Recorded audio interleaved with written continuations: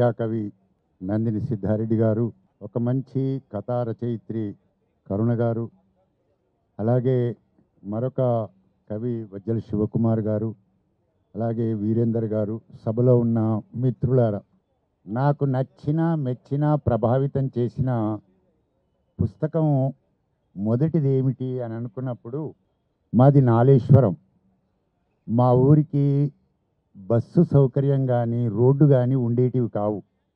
నేను ఇప్పుడు చెప్తుంది ఒక 50 ఏళ్ల క్రితం.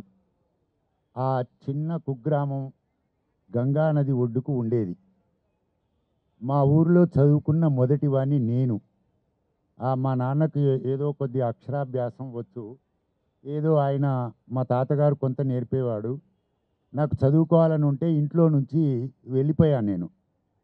చివరకు 6వ తరగతి చదువుతున్న సందర్భంలో తెలంగాణ 69 ఉద్యమం రావడం, చదువులు ఆగిపోవడం, వెంటనే ఆంధ్ర మెట్రికులేషన్ నేను రాయడం, అప్పుడు ఇంటర్మీడియట్లో చేరాను.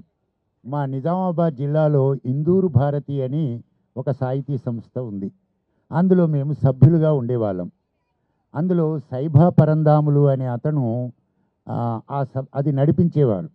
వారింట్లో ఒక పెద్ద గూడు ఉండేది, అందులో కొన్ని పుస్తకాలు ఉండేటివి.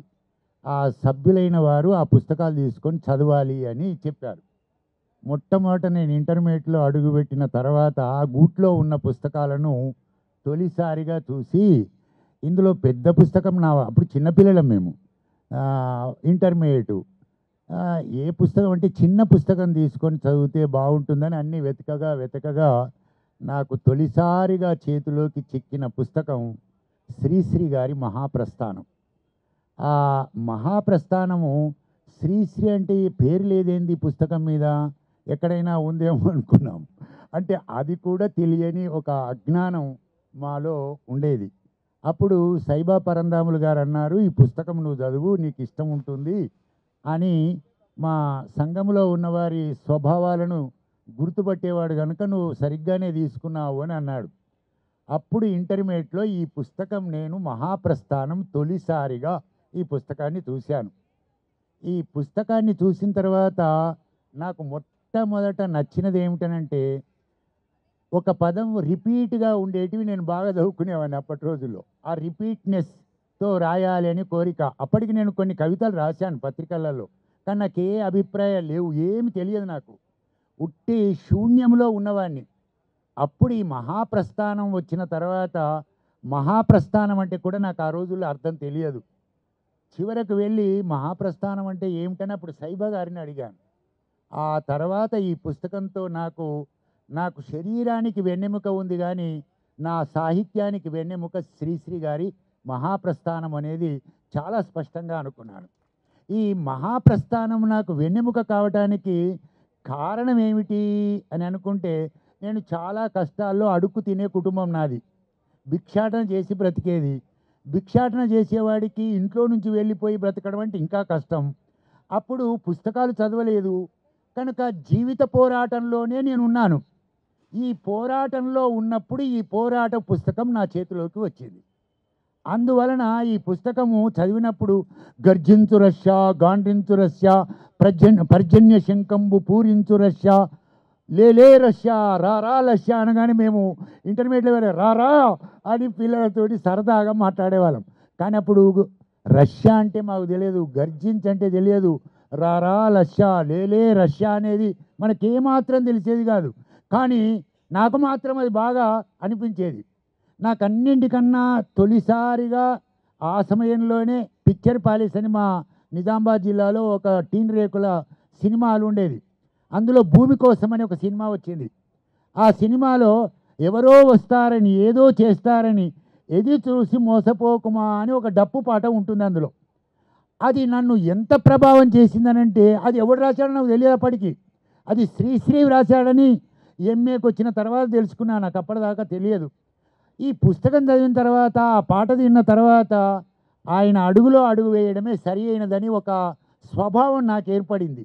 అందువలన ఈ మహాప్రస్థానం తొలిసారిగా నా జీవితాన్ని బాగు చేసుకోవటానికి ఈ పుస్తకాన్ని చదివాను.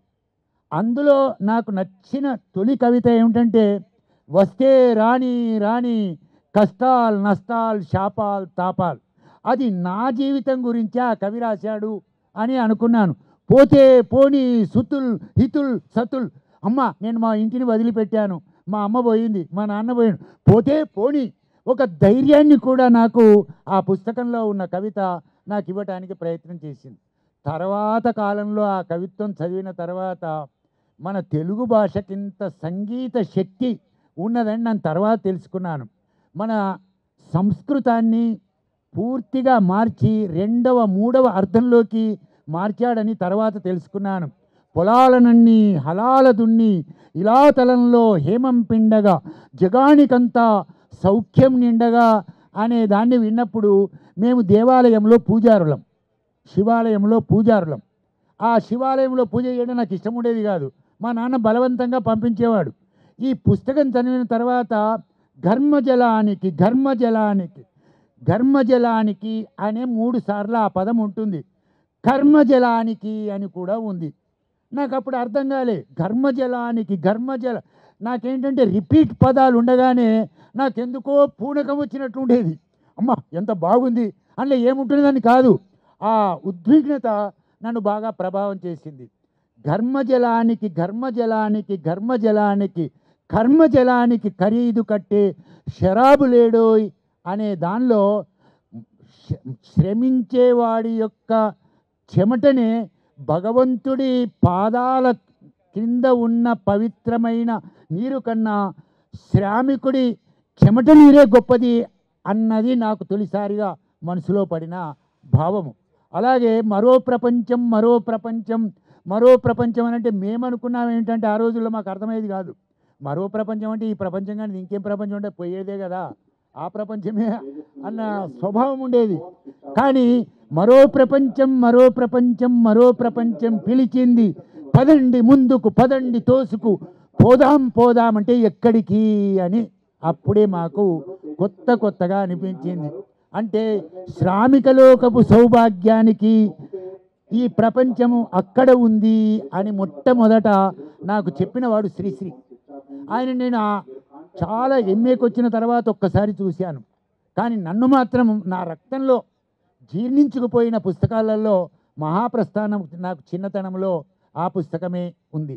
అయితే అప్పటి రోజుల్లో నాకు అర్థమయ్యేది కాదు, గూకంబేక బేకంబాక ఏంటో ఈ గూకంబేక బేకంబాక నాకు అర్థం కాలేదు. కలకత్తా కాలిక నాలిక కావాలో ఈ నవకన్య అంటే నేను కూడా డిగ్రీకి పోయి ఎంఏకి వచ్చిన తర్వాత నేను కలకత్తా పోయినాను. నువ్వు ఏం చూస్తారంటే నాలుక చూస్తానని మా వారికి చెప్పి కలకత్తా దేవికి నాలుక చూడటానికి పోయినాను శ్రీశ్రీ ప్రభావంతో. ఆ నాలుక మీద కుంకుమ పోస్తారు, ఓహో ఆ ఎరుపా అని నాకు తర్వాత రక్తచందనం అనే తర్వాత వాడిన పదాలకు నాకు అర్థాలు తర్వాత తెలుసుకోవటానికి వీలేర్పడింది. ఒక అద్భుతమైన పుస్తకంలో ఆ రోజుల్లో నాకు అర్థం కాలేదు, డిగ్రీ అయిన తర్వాత అర్థమైంది. నేను సైతం ప్రపంచాగ్నికి సమిధనొక్కటి ఆహుతి ఇచ్చాను, నేను సైతం భువన ఘోషకు బావుటాను. ఈ పదాలు వింటే ఏమిటనంటే ఖచ్చితంగా ఆ ఎమోషనల్ స్పిరిట్, భావోద్విగ్నత, రక్తంలో ఇంకిపోయేంత ఆవేశం ఆ పదాలలో నాకు అనిపించేది. అంత అద్భుతమైన ఇందులో వ్రాశాడు. కనుక ఒక్కొక్క కవిత మెల్లగా చదివినప్పుడు బాగా తరగతి గదిలో మాట్లాడుకున్నాయి.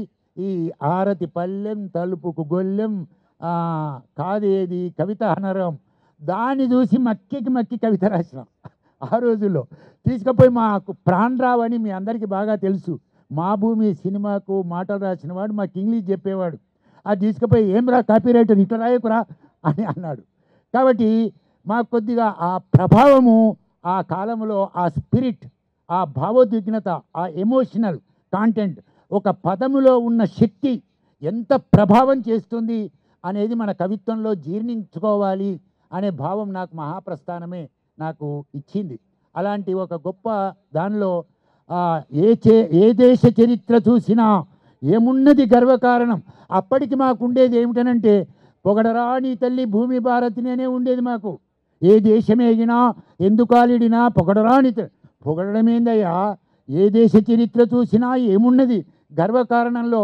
నాకు ఆ రోజుల్లో బాగా నచ్చిన కొటేషన్ ఏమిటనంటే కాకుంటే కన్నీళ్లతోనే ఉంది.